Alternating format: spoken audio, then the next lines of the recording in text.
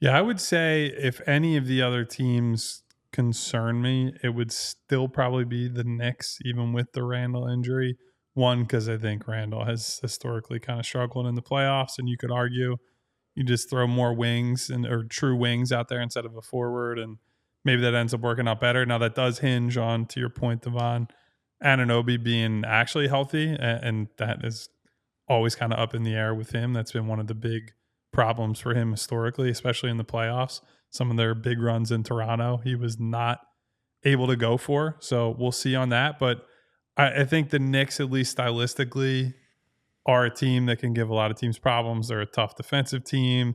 They got the head of the snake in Brunson.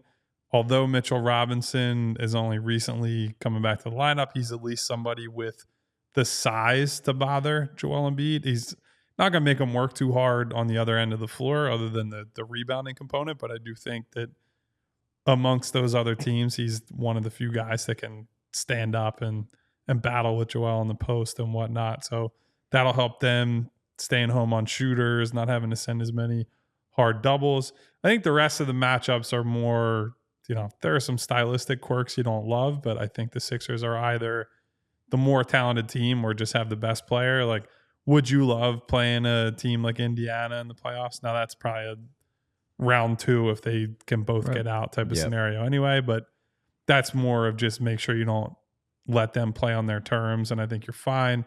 I'm absolutely not fearful of Cleveland. I think their playoff showing last year, the Sixers playing them well and just beating them outright without Joel Embiid, let alone with him, I have plenty of confidence they can beat them in a series. And then Orlando, because we're talking about, it's so weird. We're talking about the potential for the Sixers to pass them, and yet they're still in a position where if they win out, then they could end up being a first round, potential second round opponent. I just think they're too young. Like I think they have a lot of good talent.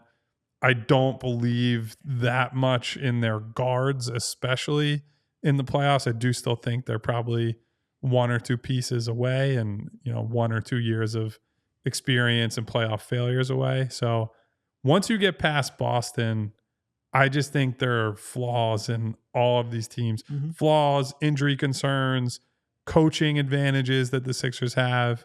Like, that's another thing. I think Nick Nurse will be the best coach in the series in quite a few of these potential matchups anyway.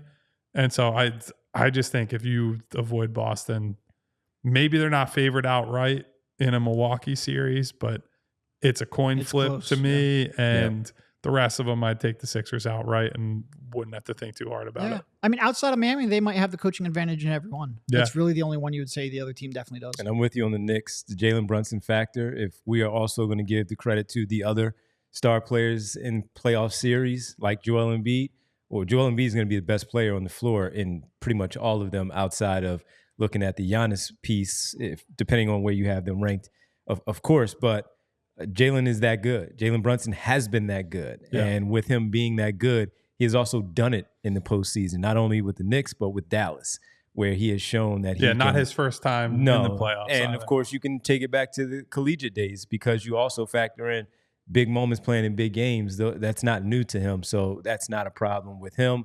DiVincenzo, getting the addition of Mitchell Robinson back, the way that Hartenstein plays with them. Josh Hart wants every loose ball, every rebound that you better make sure you find a way to get to. They are someone in the 7-game series, of course, that you have to be worried about. Then you go to Milwaukee, and that's right there. That's just the Milwaukee Bucks. It's always been Boston, Milwaukee, and Philadelphia. Now you add in New York in there and see where the chips may fall.